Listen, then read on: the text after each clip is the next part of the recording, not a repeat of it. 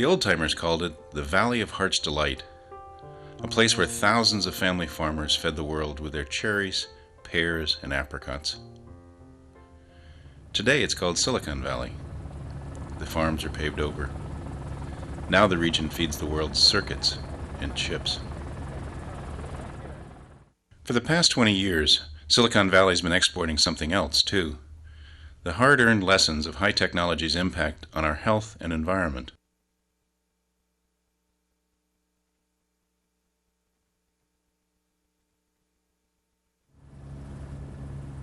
High-tech's rise here after World War II seemed like the perfect success story.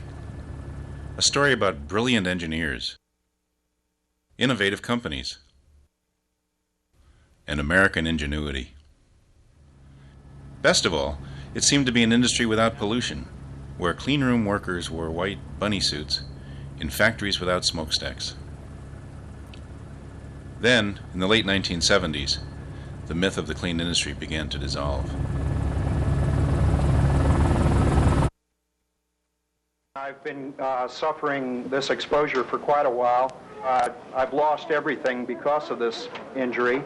I've sustained liver damage, kidney damage, and I'm going through emotional and minor brain problems, brain damage. Employees who fell sick from working with toxic chemicals were the first warning. The canaries in the high-tech coal mine.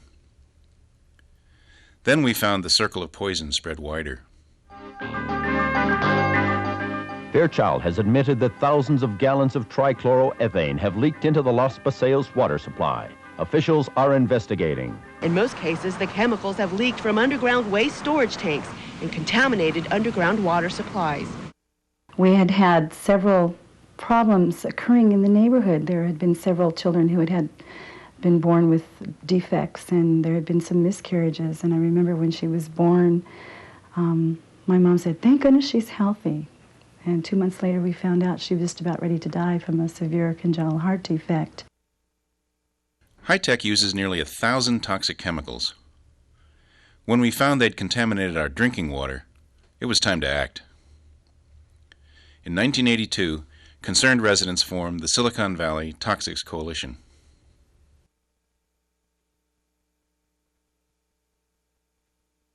First, we organized the valley's communities to demand a cleanup of the toxic sites. We petitioned the Environmental Protection Agency. In response, they identified more high-priority Superfund sites for cleanup here than anywhere else in the country. Citizen action got results. They passed an ordinance that required strict regulation of underground storage tanks. And what we found is that all the tanks leak. And so what we've done is to require that all the tanks have double containment, which is simply a tank within a tank concept, and to require strict monitoring so that you'll know if you do develop a leak so you can then take steps immediately, not have to wait until it's too late. But we saw that high-tech pose an ongoing threat. Next, we showed how poisonous gases used by the industry threatened the air we breathe. We've had a gas leak of arsine in Palo Alto. We've had a gas leak of phosphine in Santa Clara. We know of 2 workers who have already died back in the Boston area from exposure to arsine gas. I'm afraid we're just beginning to see what is likely or at least possible to happen coming down the pike. In the end, we passed the toughest safety standards in the country for preventing gas releases into our neighborhoods. And we helped win national community right-to-know laws that forced companies to reveal the other chemicals they were emitting into our communities.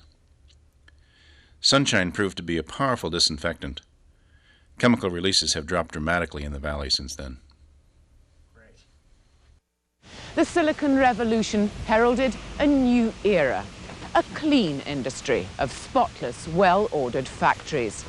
But 30 years on, there are grave concerns that while the image of electronics may be clean, its operations may have posed serious health hazards for its workers.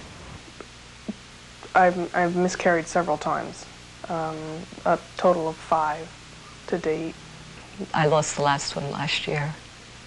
I think there was an awful lot of people that were very unhappy with the way they were treated, and I think that the lesson learned is that this workforce gets the kind of information that the employers want to give them and nothing more, and that people are really kept in the dark about what kinds of hazards they're working with. From the beginning, we also worked to protect high-tech workers. We worked with the labor movement and the Santa Clara Center for Occupational Safety and Health. Workers suffer double exposure to toxics, both on the job and in the community. With our allies, we've demanded that industry take the health of its largely female, immigrant, and non-union workforce seriously. We've forced the industry to phase out some of its most harmful chemicals, but justice is not yet served. Which is why the people in our next story are so angry. Their lives have been shattered by devastating illnesses, and they've come to believe that one thing is to blame. That one thing is their workplace. I was diagnosed with testicular cancer. In 1993, I was diagnosed with cervical cancer. In 1989, at the age of 19, I was diagnosed with non-Hodgkin's lymphoma.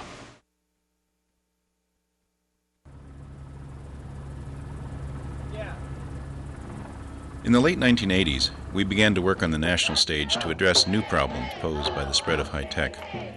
Massive epidemic of skin cancer, malignant skin cancer, destruction of certain ecosystems, change of weather, change of agricultural output, and also contributing to the warming of the earth. This is a rally to celebrate Earth Day, 1989. We helped to show that the tech industry needed to do its part to stop depleting the ozone layer, which increases skin cancer. At the same time, tech companies began pitting the valley against other states and countries in the hunt for new factories and jobs. So we launched a national network, the Campaign for Responsible Technology. It exposed industry demands for environmental and safety givebacks, for cheap labor, tax breaks, and other corporate welfare as the price of locating new semiconductor plants. We help to arm new high-tech communities with information about how to avoid repeating our toxic past. At this time, U.S. chip makers asked for government help to compete with Japanese firms. Our diverse coalition made some demands of our own. And they have two agendas. One is the environment, and the other is on work organization.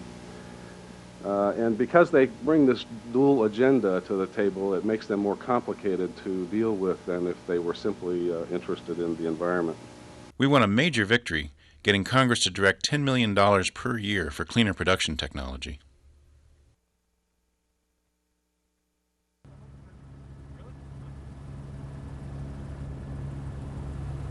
We spent the last 20 years pushing industry to clean up high-tech production. Today there's a new threat: the growing mounds of waste created by the industry's throwaway culture. It's still toxic, and it's very expensive to handle. We've exposed the billion-dollar cost to taxpayers of dealing with hazardous electronic waste.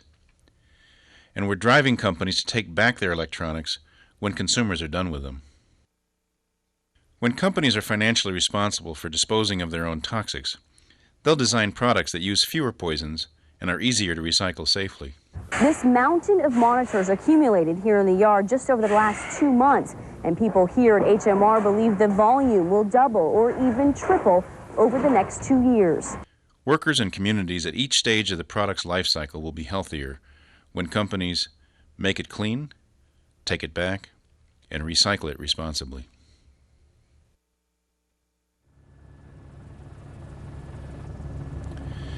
Today, high-tech is completely globalized. The components in our computers are built, assembled, and trashed all over the world.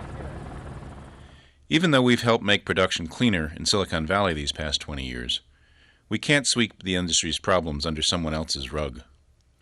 So we're now working with groups worldwide, sharing expertise and mutual support to improve the industry's environmental and health record. We're supporting the struggles of cancer victims in clean rooms from Scotland to Taiwan. We're joining with allies to demand studies of health effects on workers in high-tech centers all around the world. We're supporting groups in Costa Rica to ensure that Intel's chemicals don't contaminate their water supplies. We're fighting to stop American dumping of toxic electronic waste in Asia and the poisoning of unprotected workers and communities. It's not easy to think and act globally, but we have to do it to clean up the fastest growing industry in the world.